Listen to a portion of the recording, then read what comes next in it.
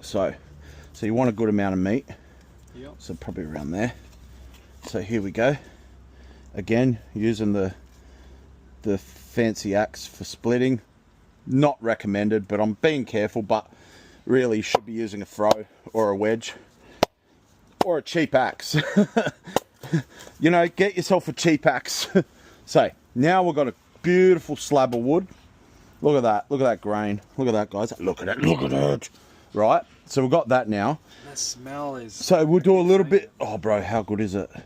I know. It's so nice to carve. So I'm splitting some of the meat off still. So I'm still shaping it, so to speak.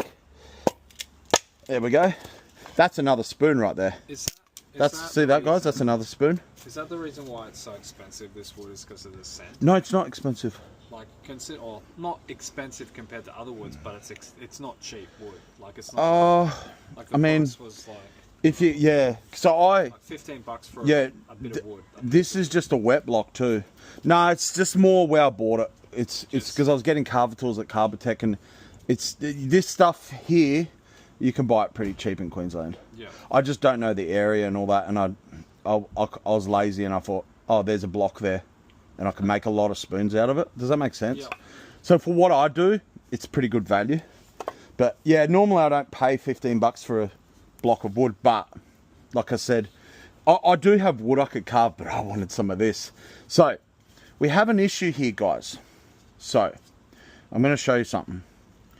So we're not going to do such a wide bowl. I'll tell you why. Look down there. So that's thin at the end, and you don't want the handle end to be thin like that.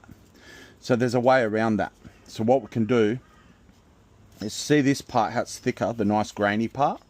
We're just kind of make a spoon out of that. Okay. That's not going to have as big as a bowl. Yeah. Right? So you've got to work with what you have. That's kind of the purity of woodwork. Now, this is my actual carving axe. They're all the same brand because I love this brand, Grunsford's. So see how we got that? Now you're like, but the end's all crappy, right? So we go, okay, it's just going to be a shorter spoon, right? So I'm going to cut a bit of that end off with my Japanese pull saw, and that's why you get a good saw. Wow, but that just cut through like butter. See how that's got a bit more meat to it? Yeah. So now that's kind of our blank now. Another issue here, guys. See the knot? Yeah. You can't have that in the bowl.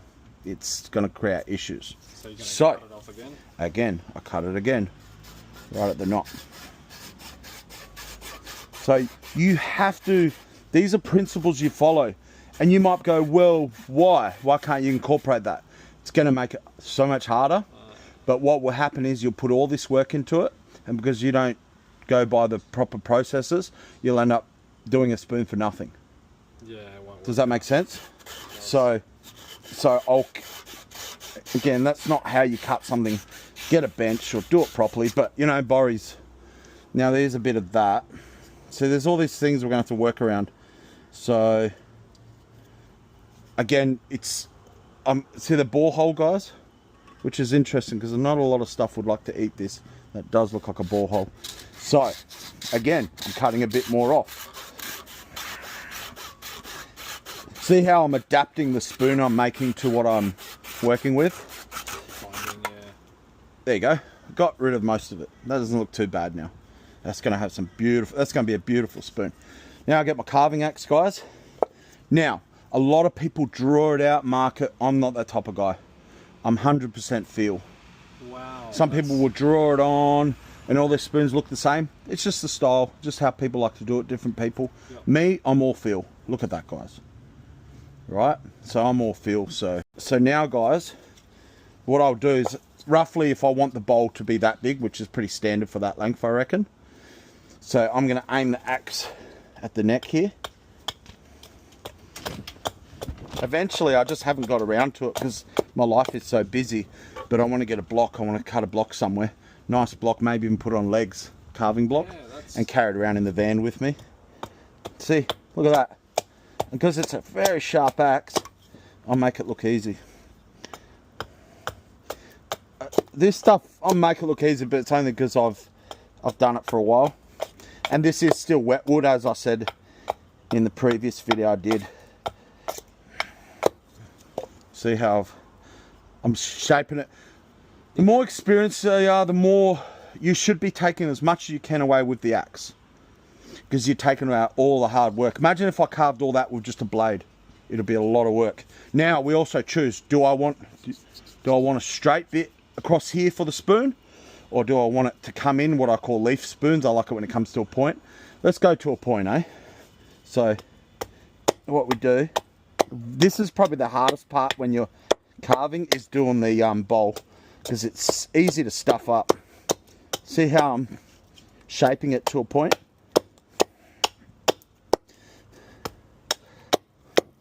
See that? Kind of like I'm sharpening a stick.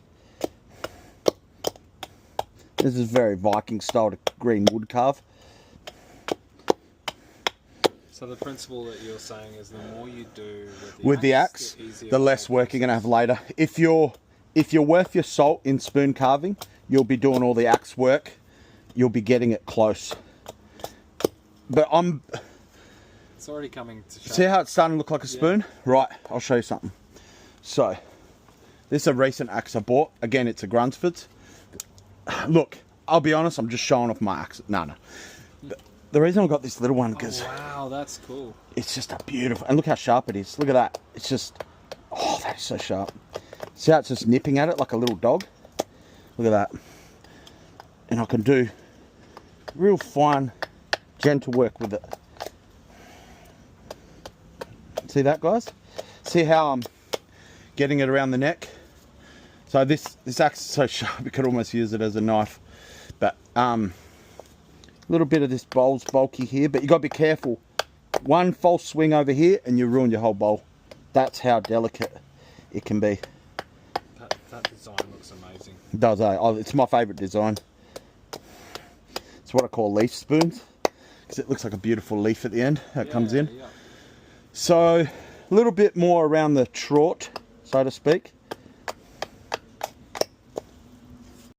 But see how it's nice, and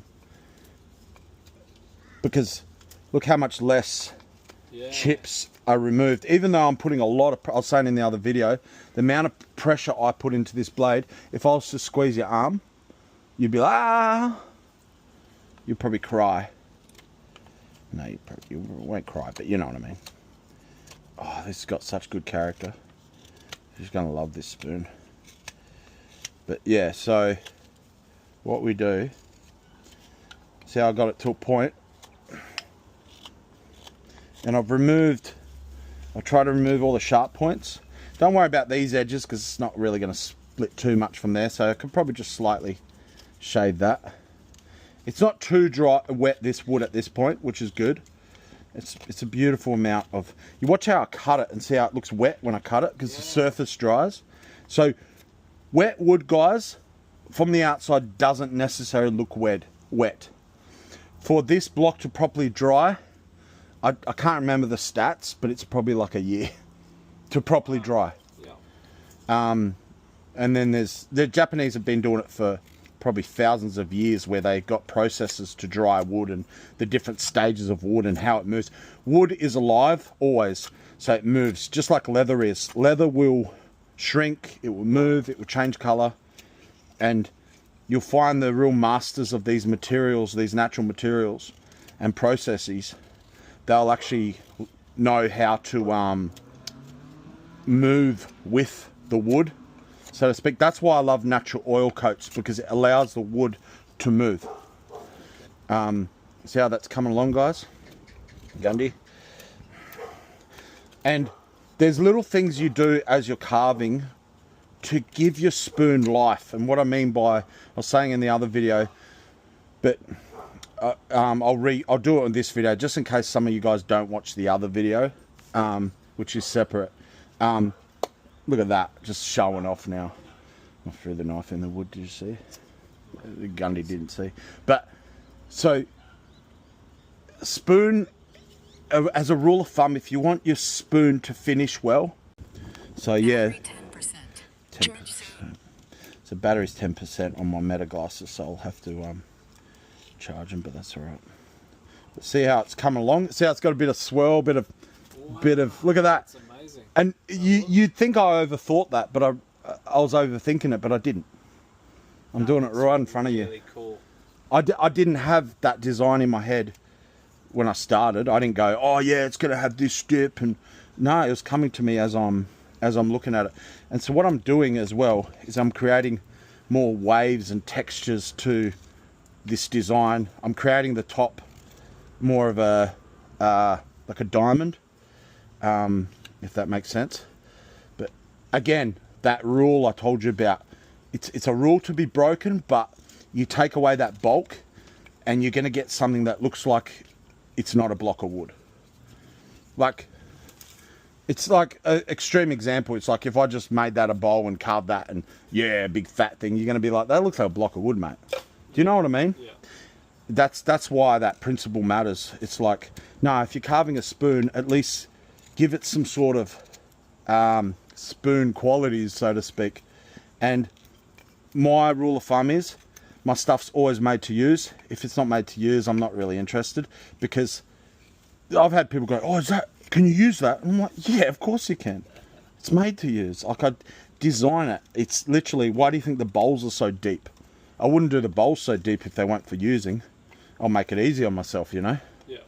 So, as you can see, it's coming along. See? It's got the big knob part. There's a bit of just a texture thing in the wood here. And you might be like, oh yeah, but incorporate that in the bowl. You don't want compromising bits in the bowl. If you want fancy stuff, you want it up here maybe. Yeah.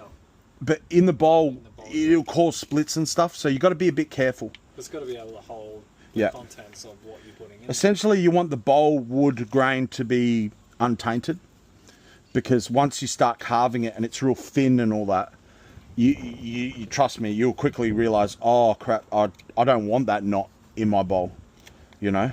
It's hard to work with. Yeah. And because this bowl's a lot bigger than the one I just did for Gundy, the spoon I did for Gundy, it's actually easier to carve it.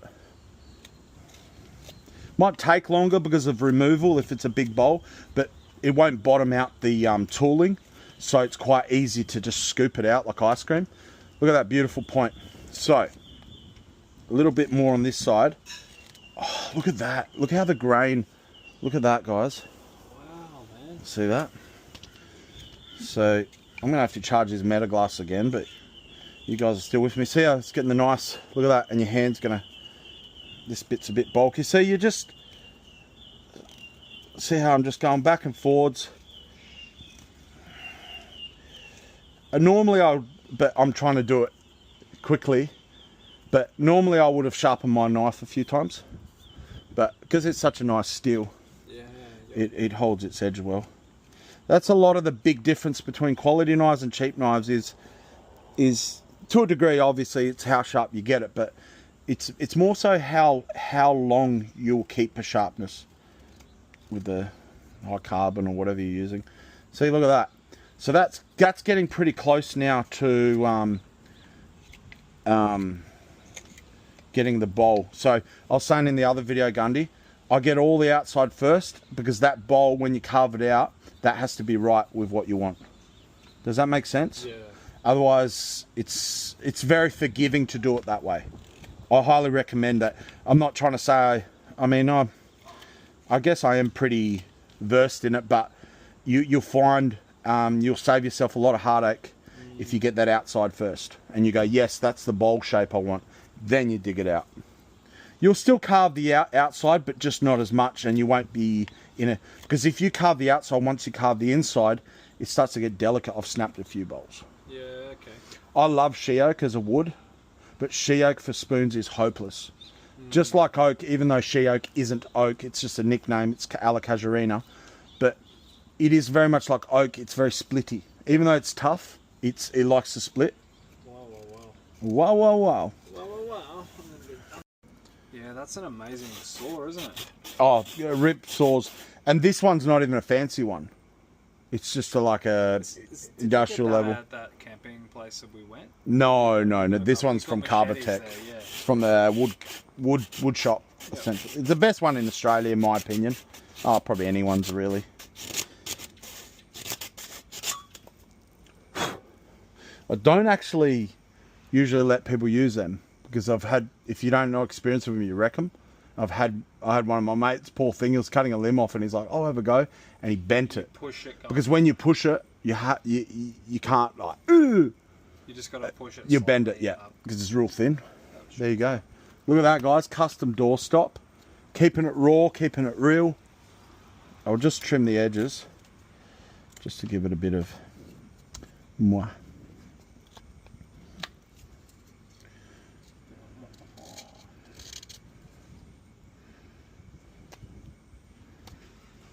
Look at that. That's $200 on my website. No, I'm joking. Custom made. Alright, I'm just. Oh, can't I'll you be stay back here? soon, man. Don't leave.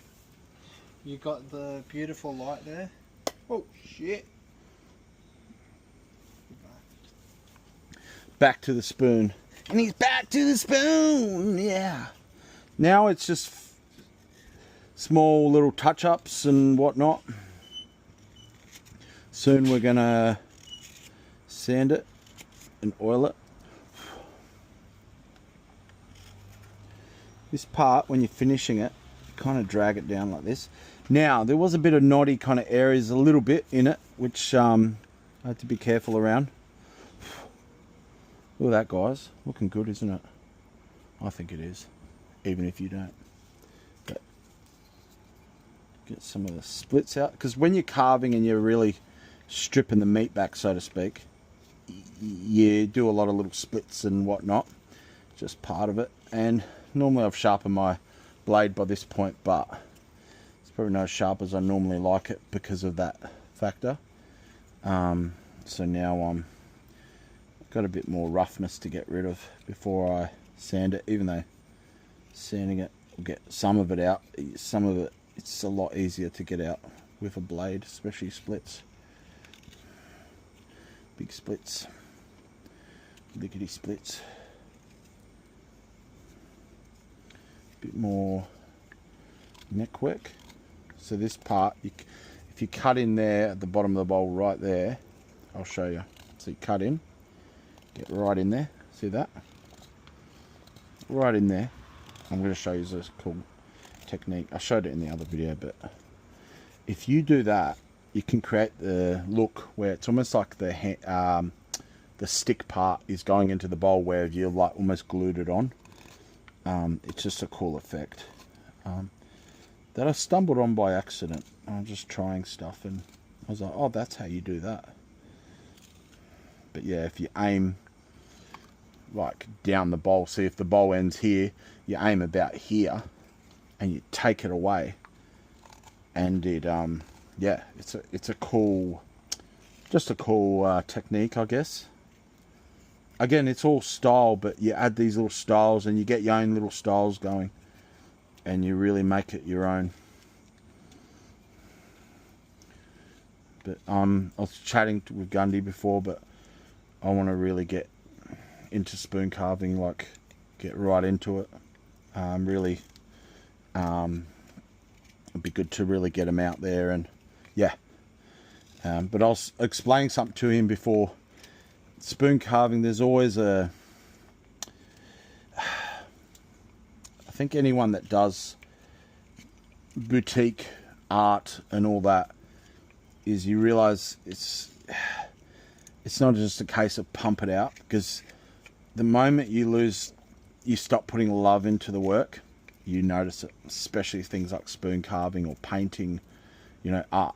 So keep that in mind. It's all right to go, okay, I'm gonna do some work, but just remember that balance between pumping it out and making money and living, to losing heart, because you don't want to do that, because that's what really makes these things.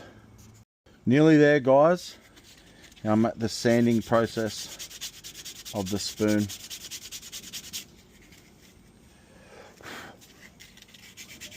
This part's just as important in my opinion as any of the other parts, because you're actually still cutting, you're still removing material, you're still shaping.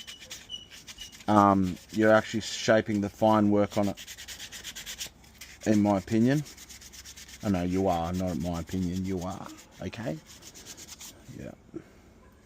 So, yeah, you need to really take your time at these parts.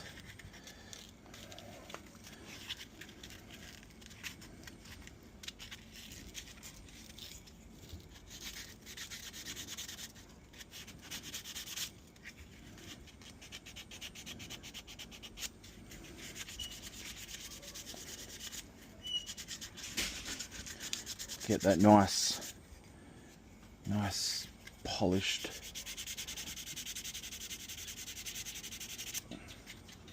finish on it. See, still got facets from the cutting. The blade work. Gundy's looking for something back there. Oh, did it fit, Gundy? Did the door stopper work? Yes, perfect. Oh, nice. So you've needed a door stopper, but you couldn't because it's got a big hole.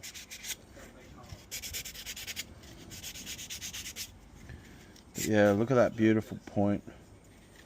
Feels awesome in the hand now. Look at that, guys. Start out as a raw block of wood into a beautiful spoon. I'm very happy with that. I like the design. Feels really cool in the hand. A very symmetrical design.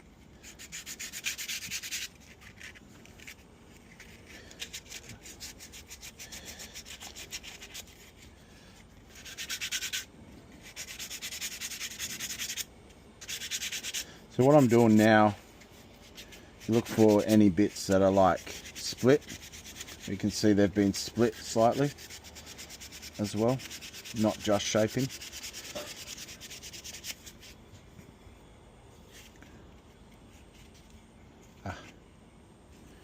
Just spotted one.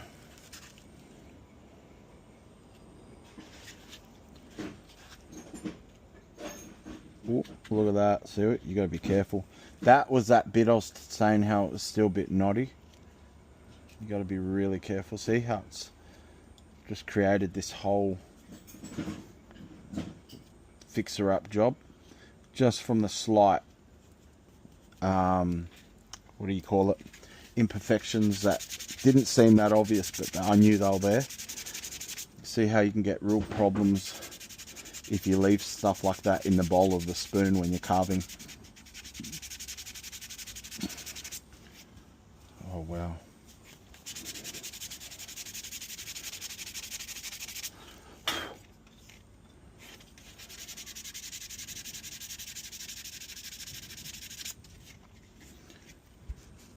So guys, where it's pretty much dried from the giving it a nice wet down, give it a light sand and just get all the fluffy stuff that rose up after we wet it. Light sand, yada yada yada.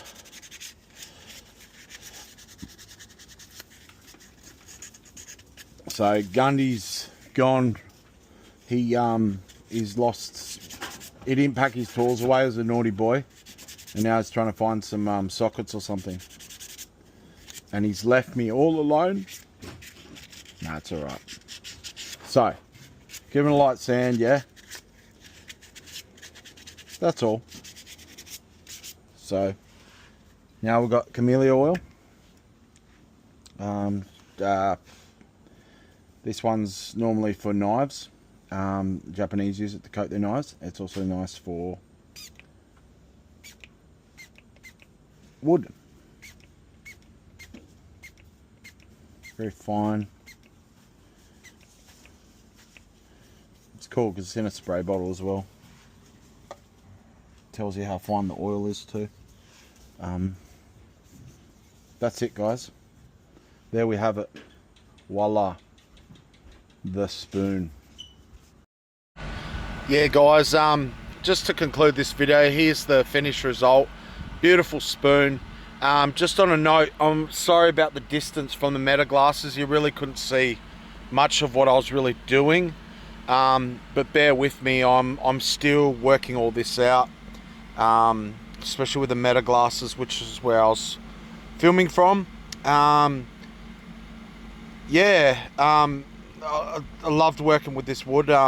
Still got a bit left, and so there'll be a few more spoons and stuff. And thanks for watching, and please like and subscribe. I love you all. Big Borry out. Thank you.